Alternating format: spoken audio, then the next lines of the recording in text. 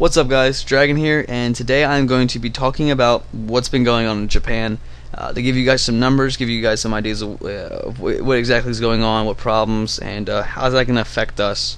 So, right off the bat, death toll. So what is the death toll in Japan? How many people have died, been injured, things like that. So right now the death toll has been now raised to climb past 10,000. That's what it's at right now. I don't know how many have actually been found dead. I think it's about 1,400, 1,500 people have been, more than 1,800 people have been confirmed dead so far.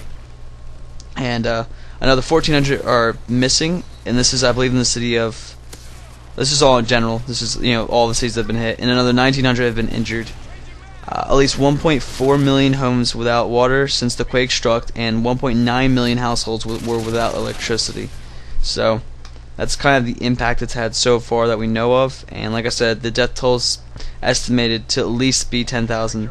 So it's the one of the prime ministers for the nation said this is the worst crisis since the end of World War II with the nuclear missiles, and so it's pretty hardcore. What's going on isn't anything little. It's pretty serious.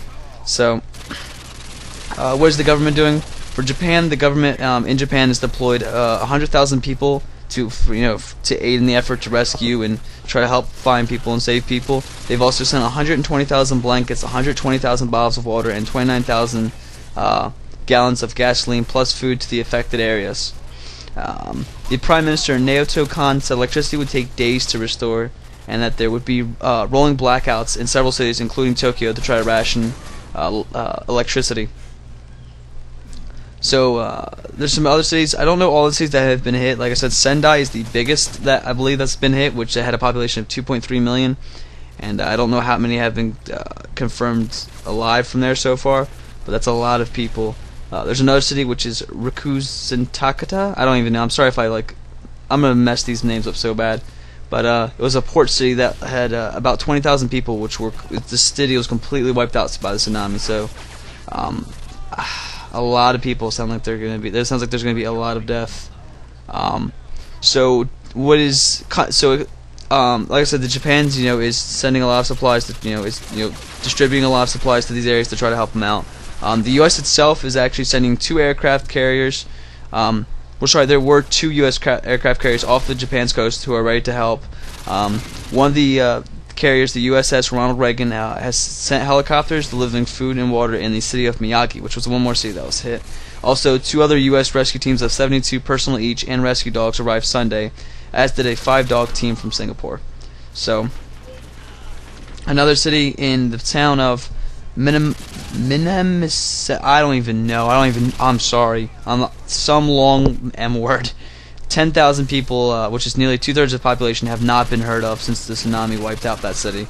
And from what it sounds like, there's only a couple buildings standing. Majority of them have been wiped out. So it's pretty crazy. There's been factories, large refineries on some of the cities that have been. For example, this one has had 100-foot high, bright orange flames, and it's been burning since Friday. There's just all kinds of crazy stuff going on, from what it sounds like. So that's part of it. So that's the tsunami and the earthquake. That's all. That's the numbers behind it. And I don't know if I said, but the waves themselves were, I think, 10 meters high, which is about 30 feet or so. So it was some pretty big waves that hit.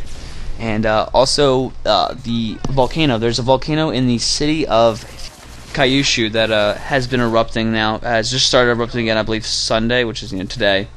I could be wrong. It might have been Friday, but it has. The volcano there has erupted again and is spewing ash and stuff into the air. So that's a pretty serious problem as well. So that's the natural disasters that are happening between the earthquake, the tsunami, and the volcano. But there's also another disaster that's really everybody's really worried about right now, which is the nuclear reactors in Japan. So right now there's already been one explosion. It was a hydrogen explosion, and I believe in one of the units in Fukushima Daiichi, I think is what it's called, is the name of the reactor or whatever. It's the first one point when I say explosion, I don't mean a nuclear explosion or anything like that. It's nothing super serious yet. The actual reactor itself has not melted down and blown up. What happened was when the explosion the explosion happened, it blew off the blew up the whole building, and it blew off the concrete shell of the reactor, but the actual steel casing, which the actual reactor itself, the steel of the reactor, has not been blown up yet. It hasn't actually completely melted down. But if it does, there is a good chance it could, though, because of the earthquake and tsunami has knocked out. The earthquake itself has knocked out electricity, which powered the cooling system for the reactors, and the tsunami swamped out the backup generators, which means there's no way for these units that control the reactor to cool down and the reactor itself to cool down. So because of this, if they don't find a way to cool them down, there is a high possibility of a meltdown, which would then lead to a huge explosion and a release of radiation that could pose a serious health threat, not only in Japan, but carried through winds, multiple areas as well. I don't know how far it would travel, but between winds and things like that, a good distance.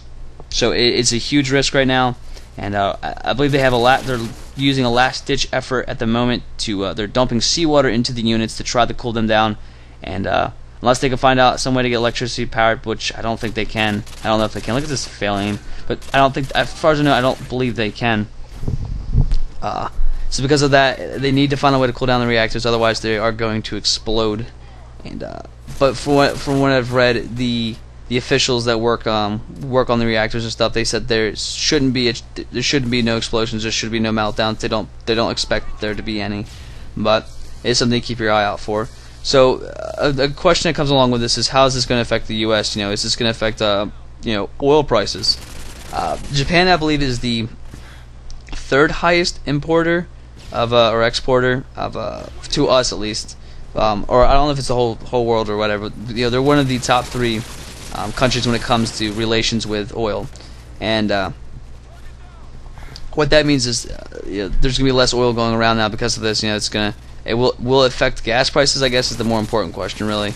And from what I've read, no, it shouldn't actually. There's a guy, I don't know his position, but he works with a company in Virginia, Mechanicsville, I believe is the name of the city or the town or whatever, whatever you want to call it.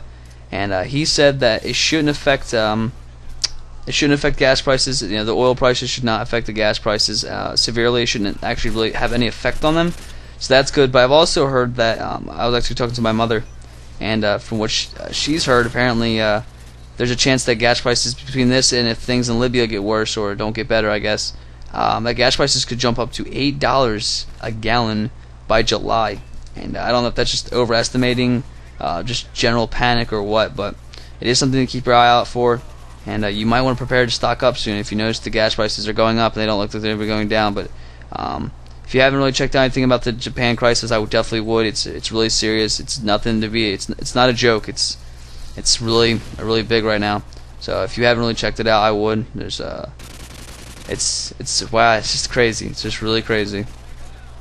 And the timing for it's so bad, just with the way the economy is, just everywhere.